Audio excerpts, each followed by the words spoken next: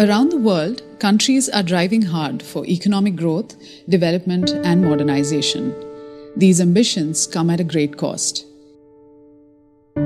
Every day, rapid industrial and infrastructure projects are stripping communities of their livelihoods and environments. While many governments have regulations in place to minimize these harmful social and environmental impacts, companies have low or even absent compliance with these safeguards. The result? Government monitoring of compliance is little more than a bureaucratic exercise. It does not lead to better environmental outcomes. What can we do to turn the tide?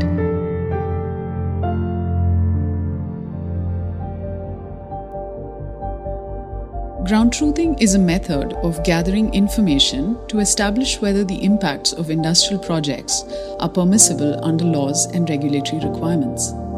Using a legal empowerment approach, Namati trains and deploys paralegals to work with affected communities to help them understand laws and regulatory processes. These paralegals guide communities to gather photographs, satellite imagery, and legal documentation as evidence. They eventually bring well-drafted complaints to government authorities that can provide relief. When used once, groundtruthing can bring about a positive change. When used systematically, groundtruthing can create a long-term and collective movement for environmental justice. If citizens actively engage with compliance issues using systematically collected data, it makes the overall regulatory system more proactive and responsive to their concerns about development.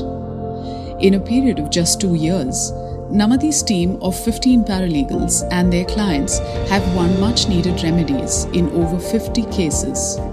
The clients in some of these cases have suffered the impacts of air pollution or contaminated rivers for several years.